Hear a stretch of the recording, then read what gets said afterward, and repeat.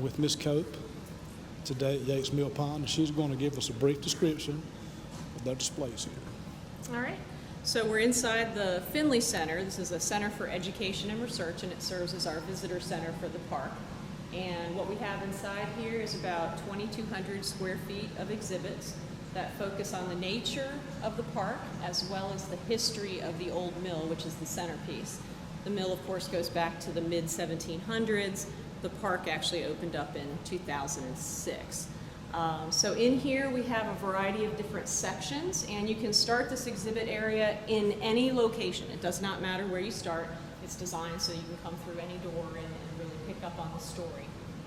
And the way we designed this is we actually asked anyone who had any involvement in the mill to tell us what they thought the important stories might be that we would want to tell out here. And so we actually formed the different sections in here based on what folks told us. So the wall that you're looking at right now is really our natural history wall. It explains a little bit about the settlement of the Wake County area and also North Carolina.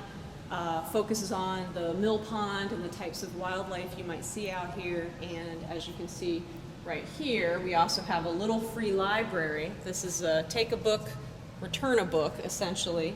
We'll probably end up moving this outside, so you may see that out there later. But that's an extra feature we wanted to really encourage the community to come out and enjoy this space as their own. We focus on both the land animals here as well as the ones that would be found in the water. And there are even some pull-out drawers that have things like turtle shells and even things like bird claws, feathers, and things like that. And then the last one we have here are different kinds of native birds that you would find. And these were actually given to us. They were study skins from the Natural Sciences Museum in downtown Raleigh. And these are labeled. We have a little key that you can look at that'll tell you what it is that you're seeing. Behind us on this other wall, this is actually a temporary exhibit. We usually switch out what we have in here. And right now, this will probably stay up for at least a year. But we have different kinds of bottles that we actually found in the mill pond when we had to lower the level of the pond. So you can come out and learn about some of what the things that people were doing and why they ended up leaving some trash, which becomes treasure, behind. Of course, now the mill was destroyed with Hurricane Fran, correct? It was not destroyed, it was damaged. Basically, we lost the shed. If you look toward the mill, I don't know if you can see that right now through the building, but there's a lean-to part of the building which is closer to the road. And that actually did collapse from the hurricanes. The floodwaters came out of the mill pond and undermined that part of the building, and then also the dam was breached, so we had to rebuild the dam. Around the building, actually right behind you, if you focus, you'll see, for instance, here's one bit of artwork. There are more than 40 different types of art that we have up throughout the building, and they go back. Actually, the earliest one we have is from about the year 1900, and some of them are very recent. And in fact, we've got some of them featured over here. We call this our Mill as Muse wall, so how a building of character built to last has influenced the community in artistic ways. So you'll see a number of things scattered throughout the whole center, actually. This is just a few of them. But really shows you different styles, what people thought was pretty on the mill pond as well. If we come inside here, we've got community artifacts, things that relate to what people were doing out on the pond. For instance, this is a seat from an old fishing boat that Mr. Lee, the miller, would rent out to folks so they could go out on the mill pond and fish while they waited for their corn to be ground into meal or their their wheat into flour. Things like marbles and slingshots and toy guns, and then some of the ceramics and pottery or dining ware that we have in here is from the old lodge building that Mr. Finley built back in the 1940s. They were fishing gear. Fishing lures. Yes. That's neat Even stuff. shuffle pucks. There was an old shuffleboard building on the path between our park center and the mill was where it was located. Right. And I even found one in the pond one time and teased one of the old fellas that had been associated with Mr. Finley that he had overshot his puck. Yes. Mary Lee Simpkins there's things where these are oral history. So if we push the button, it's a little hard to hear unless you're right up to it. But and he was flour, and it made good biscuits, really good. A lot of people loved it or liked it, and he did that for a while. And So then- Mary is the miller's daughter, and she'll tell you stories about what life was like here on the pond. We've got things telling about like the types of products that were happening here at the mill. So you can do, you know, corn and wheat, which goes to flour and meal, Cool. and some of the other ones like that. So interactive exhibits that folks Right. can do. So it's great for kids. Absolutely, yeah. We have a scavenger hunt activity for young kids as well as for older kids where you can come into this exhibit and find the answers and earn a prize. Other interactives, for instance, that show you how the water wheel would turn a set of gears and with drive shafts eventually turn a millstone. So that sort of gives you the main power drive of the mill. Convenient setup. How the millstones turn and grind the grain itself. And of course you can actually come out on the third weekend of each month from March to November to see the mill actually grinding corn with costumed interpreters as Cool. well. And it has the old millstones that were in there originally. We've got other interactives here that kind of also relate to some of the machinery in the mill itself. Antique Simple machines. Elevator. Exactly, right. So in this one, you turn a handle.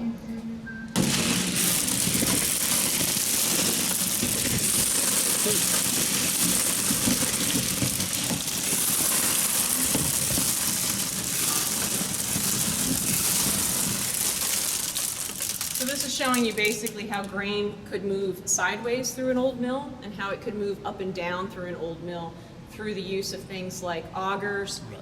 elevators on pulley wheels with belts, and inclined planes. So this really gets into simple machines, and we teach programs for groups as well, focused on things like the gears, the wheel, the screw, the lever, etc., and show how you can put these things together into a system that helps you to get work done. Some of that. We also have some of the primitive hand tools. We'll get around to this section in just a minute. We sort of weave our way through. So we're going back in time by the way that we're walking right now.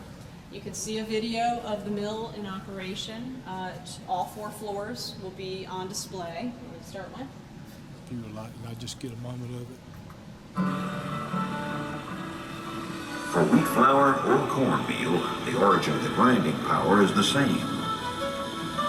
When the miller raises the head gate to allow water into the flume, he is harnessing the power of water that has been trapped in the mill pond.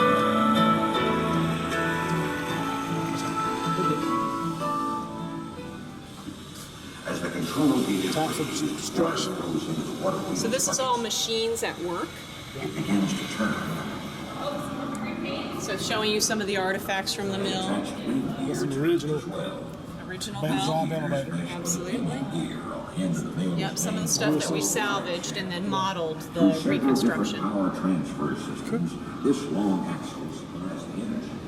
And then this area is really about primitive milling, the origins of agriculture, some of the hand tools you would have used. We've got a sack, which is not heavy enough right now. We need to make this heavier, but you can pretend like you're lifting the heavy sack and having to load it up to haul it to the mill. So we have things like that, and then there's actually a little rotary quern, which is Q-U-E-R-N, and you turn this. If you do that for about 4 hours, you'd have enough flour to make a loaf of bread, and we hear folks talking about that all the time. But just to kind of show how much work it would have been to use hand tools like saddle stones, mortar and pestles in order to do the work. And this is actually a stone that was found locally nearby in this area, donated by families. The pestle in this case actually has little places where you can feel the fingertips where they were holding onto it. And then around the corner, we have one more section. We do have some historical photographs of what the mill looked like going back to about the 1890s, but of course it actually goes back again to about the mid-1700s, so we don't have pictures of that, of course. And then this last section over here focuses on the history of the mill owners, the settlement of mills in this area, what it took for folks to build a structure such as that, some of the original documents associated with it. There's also a small section that talks about what it would be like to be a miller, what the tools are you might be using, some of the books you might refer to. And then we get into the restoration of the mill itself, what it took in order to actually get it back up and running and to be the centerpiece of the park. And then behind us, a little bit more, the outer walls really focus on the nature of the park. So, for instance, the site has been owned by NC State University since 1963. And they've done a lot of research out here, as well as put up things like habitat enhancement boxes, like wood duck nesting boxes. And as you saw a moment ago, we've got some taxidermy in here, some mounts of various animals that you might find out on the pond. Cool. So some research like that. And then the very, very last thing is we do have a little kids corner where folks can do some puzzles, do some coloring sheets, come up with some, like we've got a little gear interactive so you can build with it and see what you can come up with. And then in the other corner we actually have a dress up area. So you can dress up 18th century style and pose with your family and then just hang out. And we do have some songs related to the mill and sayings, like have you ever felt like you had a millstone around your neck or that you've been run through the mill. So it just shows really how an old mill like this is still in our language, right. Still supporting us in terms of food production. You know, we like the fact that the mill is a small custom mill, fairly sustainable, with a renewable source of energy. But it also was the launching point for the Industrial Revolution and the early factories. Exactly. All right. And then we've got things like rocking chairs and a lovely porch outside you can hang out on, picnic areas and benches throughout the park. So you can just really relax, slow down. Our motto is escape the daily grind. You know, come out, do something a little bit different. You know, we're just 5 miles from downtown Raleigh, and we're surrounded by Apex and Cary, Garner, so we're fairly central, and there are 174 acres out there in the park as well, with lots of hiking trails and places you can fish from our pond boardwalk as well. No bank fishing, but you can fish from there. All right. So lots to do. Thank you, Ms. Cook. You're Have welcome. a great day. Absolutely.